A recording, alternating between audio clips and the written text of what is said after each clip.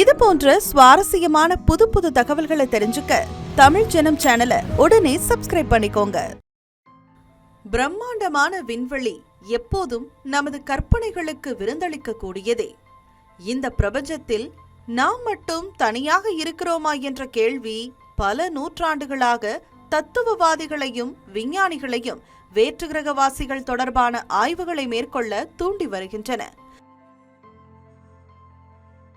இந்த சூழலில் பூமியை நோக்கி வேகமாக வந்து கொண்டிருக்கும் ஒரு மர்ம பொருள் வேற்றுகிரகவாசிகள் தொடர்பான விவாதங்களை மேலும் சூடுபிடிக்க செய்துள்ளன. இந்நிலையில் பூமியை நோக்கி மிகுந்த வேகத்தில் வந்து கொண்டிருக்கும் அந்த மர்ம பொருளை வைத்து அது வேற்றுகிரகவாசிகளின் விண்கலமாக இருக்கலாம் என ஹார்வர்ட் பல்கலைக்கழக விஞ்ஞானிகள் கருதுகின்றனர். அமெரிக்காவின் ஹார்வர்ட் பல்கலைக்கழகத்தின் வானியற்பியல் நிபுணர் அவிலோப் தலைமையிலான 3 விஞ்ஞானிகள் இது தொடர்பான ஆய்வு கட்டுரையை வெளியிட்டுள்ளனர்.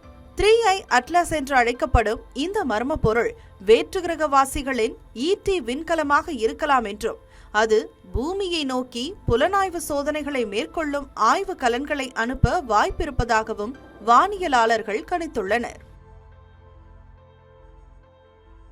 12 மைல் அகலம் கொண்டதாக அளவிடப்பட்டுள்ள இந்த மர்ம பொருள் மணிக்கு 1,30,000 மைல் வேகத்தில் சூரிய குடும்பத்தை கடந்து வந்து கொண்டிருப்பதாக தெரிவிக்கப்பட்டுள்ளது. அத்துடன் வரும் டிசம்பர் 19ஆம் தேதி இந்த மர்ம பொருள் பூமியிலிருந்து 1.7 கோடி மைல் தொலைவில் செல்லும் என விஞ்ஞானிகள் கணக்கிட்டுள்ளனர்.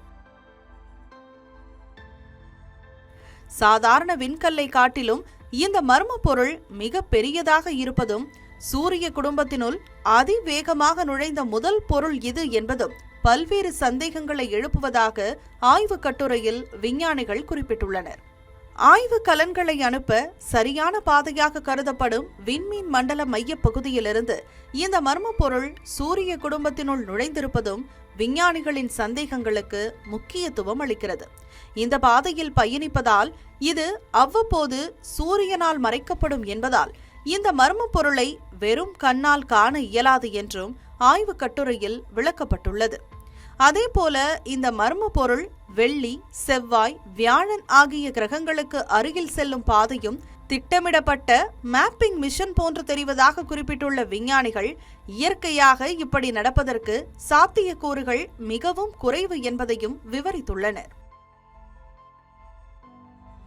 முன்னாள் பிரிட்டிஷ் பாதுகாப்புத்துறை ஆய்வாளரான நிக் போப்பும் ஹார்வர்ட் விஞ்ஞானிகளின் கூற்று உண்மையாக இருக்க வாய்ப்புள்ளதாக கூறியுள்ளார். பிற விஞ்ஞானிகள் இதனை வெறும் விண்கல்லாக இருக்கும் என விவாதிப்பதையும் மறுப்பதற்கில்லை.